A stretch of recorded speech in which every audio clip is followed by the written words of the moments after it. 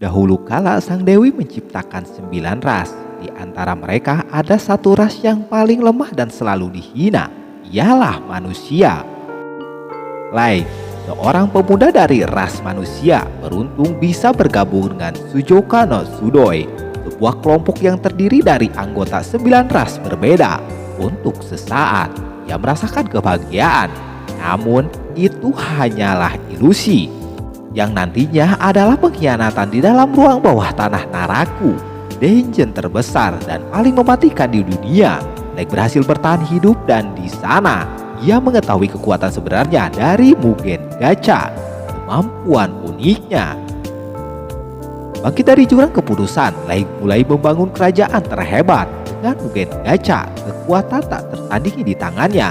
Kisah balas dendam yang mengguncang dunia pun dimulai.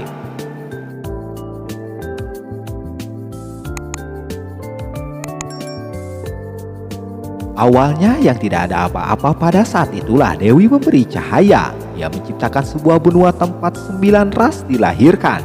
Dari 9 ras ini ada bangsa naga, bangsa elf, bangsa kijin, bangsa kurcaci, bangsa majin, bangsa elf gelap, bangsa centaur, bangsa jujin, dan juga bangsa manusia. Di sini bangsa manusia memperlihatkan keluarga dari Like. Like bercita-cita untuk menjadi petualang. Petualangan pun akan dimulai pada hari ini juga. Di perjalanan Like yang bangsa manusia terlihat banget sangat terhina banget sama bangsa yang lain. Setelah sampai sana, Like melamar untuk menjadi petualang. Like di sini masih berperingkat F karena dia baru pertama daftar juga menjadi petualang. Like terungkap dia mempunyai keahlian gacha tanpa batas. Sang resepsionis gak tahu dengan gacha. Like pun memberitahu tentang gacha itu sendiri. Lihat aja nih, seperti menggacha di dalam game aja. Tapi yang didapat di sini cuma barang yang nggak banget deh. Cuma garpu yang bengkok, apel busuk, dan roti juga sudah busuk begitu. Like memberitahu yang biasanya tidak seperti itu. Dan di sini sang resepsionis memberikan yang paling cocok buat si Like. Pekerjaannya yang diberikan Like ialah semacam gardener, mengumpulkan kayu bakar, mengangkut tanah, dan juga memotong rumput. Juga bayarannya pun sangat kecil. Karena Like semangat pengen menjadi petualang apapun, dia menerima pekerjaannya. Sehari Like melakukan pekerjaan itu, menurutnya uang kerja keras itu pun cukuplah untuk menginap mah. Dan untuk makan menurutnya nanti ngegacha aja. Like yang lagi berjalan, dia pun dihadang beberapa bangsa lain. Pada saat itu uangnya Like diambil orang itu sebagai tanggung jawab karena Like menurutnya sudah menabraknya. Tidak cuma diambil, Like sangat dihina banget. Pada saat itu juga ada orang mendatangi si Like. Melihat banyak dan berbeda-beda ras, Like kaget. Elf meyakinkan Like kalau mereka nggak akan menyakitinya. Elf memeluk si Like dong, yang menurutnya ini seperti mimpi. Jadi mereka semua ini adalah bagian persatuan suku nama dari kelompoknya. Ada Shigarou dari bangsa Jujin, bangsa elf yang bernama Sasa. Ada Dragon Sinaga, Diablo bangsa Majin, Oboro bangsa Kijin, Nano bangsa Kurcaci, Shione bangsa elf gelap, dan juga Santor dari bangsa Centaur. Dan pada saat itu cuma bangsa manusia aja yang belum ada di kelompoknya. Membentuk kelompok ini demi tujuan yang mulia, yang mana mereka pengen mengakhiri diskriminasi untuk menciptakan dunia yang adil bagi semuanya. Pada saat itulah Like diajak untuk bergabung ke kelompoknya. Dengan senang hati Like menerimanya. Setelah masuk kelompok, mereka pergi ke dungeon. Sasa memberitahu mereka untuk jangan terlalu masuk ke dalam karena di sini dungeon terbesar dan terkuat yang bernama Dungeon Naraku. Kalau terkena sesuatu pasti bisa langsung meninggoy. Sasa kayaknya sangat khawatir banget sama si Like. Ada yang cemburu nih karena Sasa dianak emaskan. Sasa yang malah salting dia pun mengalihkan dong. Setelah itu mereka melanjutkan perjalanan kembali. Pas istirahat, Like menyiapkan sebuah minuman teh. Tapi pas itu dengan secara tiba-tiba Like didepak dari kelompok itu. Like kebingungan dengan pengusiran ini yang secara tiba-tiba. Juga kesalahan apa yang dilakukan Like. Like ini ternyata tidak berguna dari kelompok ini. Mereka sama kompak banget bahwa kalau si Like ini tidak berguna sama sekali. Dengan secara tiba-tiba Like kebingungan terus, sebelumnya mereka mengajak ini untuk apa dong? Ternyata mereka mengajak Lake cuma pengen tahu kemampuan si Lake itu sendiri. Sesudah tahu kalau kemampuan Lake B aja, mereka membuangnya. Tidak cuma dibuang, Lake pun akan mereka habisi. Garou pun langsung mencakar wajah dari si Lake. Dengan begitu Lake ketakutan dan lari dari sana. Apalah daya, Lake yang lagi berlari dia dipanas sampai dia terjatuh begitu. Garou lah yang paling enak banget kayaknya, lihat aja dia dengan senang hatinya menghakimi si Lake. Yang lainnya meminta untuk udah aja biarin Lake yang nanti matoi sama monster aja. Lake sangat-sangat sudah tidak berdaya dan dia mau matoi sekarang. Garou yang akan menghabisi si Lake dengan tidak terduga, Lake menghilang begitu aja. Dia memakai teleportasi dan sekarang dia sudah berbeda dungeon. Walaupun begitu dia tetap aja takut matoi dengan keadaan sekarang. Pada saat itulah Lake kangen sama keluarganya sembari dia menangis. Dia pun membayangkan mereka yang dulunya baik dan dia langsung percaya pada mereka. Apalah daya, mereka ini cuma menjebaknya aja. Pada saat itulah dia memutuskan untuk membalaskan dendamnya. Dia harus kuat untuk mewujudkan itu semua. Maka dari itu, dia harus kuat menghadapi dengan kondisi sekarang. Tiba-tiba di sana terlihat sudah ada 2 monster berlevel 1000. Ketegangan pun makin menjadi-jadi aja. Lake bingung dengan apa yang harus dilakukan, yang mana dirinya cuma punya kemampuan bakatnya bergacha. Pas dia mulai menggacha, tak terduga gacha itu mendapati seorang cewek dong. Nah, habis menghabisi monster, si cewek itu pun nyamperin si Lake. Dia meminta maaf kepada Lake sembari dia juga ngobatin juga. Cewek itu pun mengucapkan kepada Lake dengan ucapan Tuan. Lake di sini dia memberitahu namanya kepada si cewek. Kata si cewek ini namanya Lake terdengar begitu agung. Jadi si cewek ini adalah pelayan yang sudah diberikan tugas melayani sampai akhir hayatnya. Lake menanyakan kalau dia ini siapa. Dia bernama Mei, levelnya di luar nalar banget, level 9999. Lake sangat beruntung banget bisa dapetin kartu super ultra rare. Mei meminta kepada Lake satu permintaannya, meminta izin untuk memakai kemampuan penaksiran. Lebih tepatnya salah satu kemampuan bawaan Mei. Menurut Mei tidak masuk akal kalau bakat Lake tidak berguna. Mei yang menafsirkan kekuatan si Lake sungguh luar biasa. Mei memberitahu gacha tak terbatasnya jauh dari kata tidak berguna. Bakatnya Lake gacanya bisa diputar tanpa adanya batasan. Lake bisa mendapatkan kelangkaan yang tertinggi dari ekstra, super ultra dan yang lainnya. Menurut Mei, Lake ini udah sangat berani banget di dungeon dengan sendirian. Akan tetapi meski begitu tetap aja masih rawan kalau berhadapan dengan monster dengan status Lake saat ini. Tapi jangan takut, kan ada Mei ini yang selalu menjaganya. Lake ngomongin lagi tentang kelompoknya tadi yang begitu tidak senonoh pada dirinya. Maka dari itu dia sangat sakit hati banget dengan kelompoknya tadi. Dia berjanji tidak akan memaafkan mereka sebelum dia membalaskannya. Pengkhianatan ini sangat-sangat menyakiti hati dari Lake banget.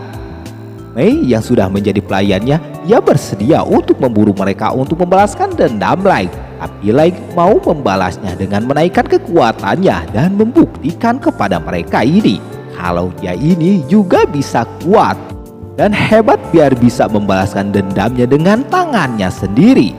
Mei akan membantu mewujudkan itu semua. Lake berterima kasih kepada Mei yang bersedia untuk membantunya. Film dilanjutkan yang sekarang sudah 3 tahun kemudian. Lake sudah menjadi raja begitu dong, sampai pelayannya aja banyak banget. Si pelayannya aja pada suka dengan ketampanan si Lake sih kayaknya. Di jalanan dia sangat dihormati banget, lihat aja para pedagang pun menawari makanan kepada Lake. Terungkap sekarang mereka punya tim yang bernama Fortnite. Ada Aoyuki yang menjelajahi daratan di sekitar jurang neraka. Walaupun hutan itu dipenuhi monster, tapi bukan masalah besar buat si Aoyuki mah. Ada juga Ellie yang sedang mengembangkan teknik sihirnya. Ada Najuna, dia ini suka patroli di dalam istana. Dia juga jago bertarung jarak dekat, tapi untuk melakukan hal lain dia kurang mampu. Nah, ini si Arjuna, si orang patroli. Setelahnya ada Jack yang dimarahi Mei karena memanggil Lake begitu. Tapi dengan kerendahan hati Lake dia nggak masalah, malah dia yang nyuruh Jack bersikap begitu padanya. Lake di sini dia latihan bersama Jack. perubahan Like sangat sudah jauh banget dan udah jago. Lihat aja pertarungan mereka sudah pro banget. Di sisi lain Najuna seperti biasa, dia berpatroli di dalam istana. Sang pelayan senang dengan Najuna yang sebagai hansip. Si pelayan meminta Najuna untuk memeriksa satu tempat yang mana tempat itu sangat penting dan rahasia. Najuna yang baru tahu dia pun langsung menuju ke tempat itu. Pas mengetuk pintu, di dalam ternyata ada Mei. Yang ternyata itu juga tempat tidur dari si Like. Karena Najuna lagi berpatroli, dia menanyakan Mei yang di kamar Like. Mei menjawab dia lagi bersih-bersih kamarnya Like. Selagi nerangin, Najuna malah masuk dan melihat kamar yang berantakan gitu. Mei ngeles dong. Dia memberi penjelasan gak jelas gitu, tapi Najuna malah percaya aja. Setelahnya Najuna menyampaikan pesan dari para maid untuk si Mei. Dibacakanlah itu pesannya oleh si Najuna. Di dalam pesan itu mungkin para maid ini dilarang Mei untuk membersihkan kamarnya Like, yang padahal kan itu tugas mereka. Untung aja si Najuna gak ngerti isi dalam surat itu. Dalam begitu Mei ngasih uang kepada Najuna untuk membeli permen karena udah nyampein pesannya. Karena dikasih uang jajan, Najuna kesenangan begitu. Dia langsung pergi ke warung untuk membeli makanan. Dan tujuannya yang ia akan beli ialah dorayaki. Najuna yang lagi makan dorayaki, dia disamperin Aoyuki dan menanyakan kenapa dia nggak nyelidiki hutan di sekitaran jurang neraka. Aoyuki ngomongnya cuma meong-meong aja dong. Jadi si Najuna nggak ngerti. Lihat aja Najuna yang nyerocos terus dan Aoyuki cuma jawab meong-meong aja. Najuna bilang walaupun Aoyuki dipanggil terlebih dahulu, tapi dia pede kalau dirinya lebih baik dari si Aoyuki. Dengan begitu sekarang Aoyuki pun ngomong gak meong-meong aja. Setelah itu Najuna kembali berpatroli dan sekarang patroli pun aman terkendali. Tapi si Najuna sedih karena hari ini dia belum ketemu Like. Tempat duduknya Like aja Najuna kagumi. Karena dia memegang patung dan patung itu pun patah. Dengan cepatnya dia memasangkan kembali dan pergi berlari dari sana. Setelah Like selesai latihan, mereka pun mandi. Jack bilang pergerakan tubuhnya Like sudah lebih baik. Maka dari itu sedikit orang yang bisa menandingi si Like di jurang neraka. Apalagi di atas, Like gak ada yang menandinginya kayaknya. Tapi Like belum tahu kapasitas lawan di atas sana. Dia gak akan lengah demi membalaskan dendamnya kepada mereka Thea.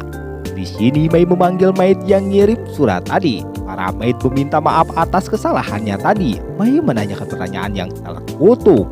Dengan begitu Mei menyuruh untuk membersihkan koridor yang panjang itu dengan manual. Para maid yang bilang mustahil akan tetapi Mei menjawab gak ada yang mustahil. Level 500 aja bisa diraih dengan usaha mah. Di sisi lain Najuna melihat barang yang keren banget. Tak berselang lama Ellie datang menyamperin Najuna yang menanyakan Najuna lagi ngapain. Najuna juga menanyakan kenapa dia ada di sini. Bukannya Ellie pergi untuk inspeksi atau konstruksi. Ellie menjawab sudah semuanya. Makanya dia kembali. Najuna kayaknya kebelet gitu ya. Lihat aja kali kalian aja dia ngitungnya nggak bener gitu. Najuna yang harus berpatroli seharian penuh, tapi Ellie di sini dia memanas-manasi Najuna dengan dia akan makan malam bersama si Like dong. Tempat main masih gede banget kayaknya. Mereka sampai berpikiran untuk membalaskan dendamnya begitu. Tapi mau gimana pun pasti sulit sih ini mah. Mereka yang lagi berunding tak berselang lama Mei datang dan dia mendengar semacam doa yang ditunjukkan kepadanya. Mei meminta penjelasan itu. Dengan begitu Mei menambah hukuman kepada keempat maid ini. Para maid pun mulai mengerjakan pekerjaannya yang ngepel lantai. Ada juga yang bagian bersih-bersih kursi. Patung yang Najuna patahin itu terkena kemoceng maid itu dong dan patah kembali. Pada saat itu langsung hening. Malam harinya Najuna beristirahat. Dia belum ketemu Like hari ini, serasa hampa. Keesokan paginya mereka bertiga lagi latihan dan Like di sana menghampiri mereka. Najuna yang pede Like kesini untuk menemuinya, sama halnya mereka berdua pede dong Like kesini untuk menemuinya juga. Like yang mau ngomongin hal serius pada saat yang sama ada monster muncul di sana. Like yang melihat itu dia kembali teringat masa itu, setiap melihat dia langsung kepikiran soal yang ini. Ketiga orang ini yang akan melawannya, tapi Like menjinakkan monster itu dengan gak tahu ini jadi diam begitu. Mungkin ini bukan monster jahat, melainkan rekannya juga untuk misi membalaskan dendamnya. Lake memberitahu mereka untuk bersiap-siap untuk membalaskan dendamnya yang tertunda selama 3 tahun ini. Di sisi lain, terlihat Garou yang lagi berjalan, dia dikawal kedua orang. Dengan begitu, episode kedua pun selesai. Gimana kelanjutan episode selanjutnya? Tunggu di video selanjutnya. Bye bye, see you the next video.